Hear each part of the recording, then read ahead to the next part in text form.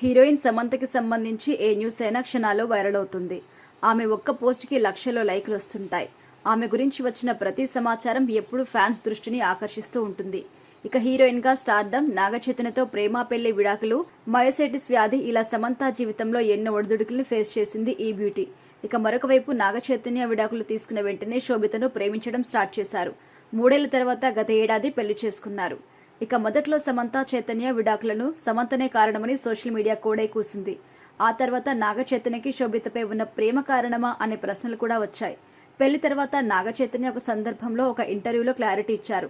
మా విడాకులకి శోభితకి ఎలాంటి సంబంధం లేదు, కానీ ఈ పుకార్ల వల్ల ఎక్కువగా నష్టపోయింది శోభిత అన్నారు. అయితే నాగ చైతన్య రెండో పెళ్లి జీవితంలోకి అడుగుపెట్టినప్పటికీ సమంత తన రెండో పెళ్లి గురించి ఇప్పటి వరకు ఎలాంటి ప్రకటన చేయలేదు.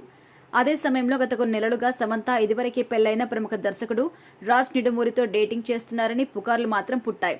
కానీ ఈ విషయంలో ఇద్దరు బయటపడలేదు, ఏం చెప్పలేదు. ఇదిలా ఉంటే సమంతకి నాగ చైతన్య పెళ్లి సమయంలో ఆమె వేలికి తొడిగిన ఎంగేజ్మెంట్ ఉంగరం గురించి కొత్త సమాచారం వైరల్ అవుతుంది. ఆమె తన రింగును ఏం చేసి ఉంటుంది అన్న ప్రశ్న సోషల్ మీడియాలో స్టార్ట్ అయింది. అయితే ఆమె తన ఉంగరాన్ని మార్చేసిందట. ఆ రింగును పెండెంట్ గా మార్చి దానికోసం ఒక నెక్లెస్ ను తయారు చేసుకుంది. సమంత ఈ పెండెంట్ ను చాలా కార్యక్రమాల్లో ఉపయోగించింది. సమంత ఈ పెండెంట్ ను సినిమా ఈవెంట్స్ కి కూడా వేసుకుని రావడం చూస్తుంటాం. ఈ 50 లక్షల విలువైన ఈ ఉంగరాన్ని పెండెంట్ గా మార్చి ఆశ్చర్యపరిచింది శామ్.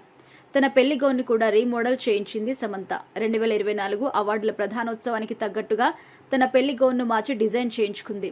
నాగ చైతన్య, సమంత, ఋతుప్రభు 6 సంవత్సరాల పాటు ప్రేమించి పెళ్లి చేసుకున్నారు. పెళ్లి తర్వాత 4 సంవత్సరాలు కలిసి జీవించారు. ఆ తర్వాత అభిప్రాయ భేదాల కారణంగా ఇద్దరు 2021లో పరస్పర అంగీకారంతో విడాకులు తీసుకున్నారు.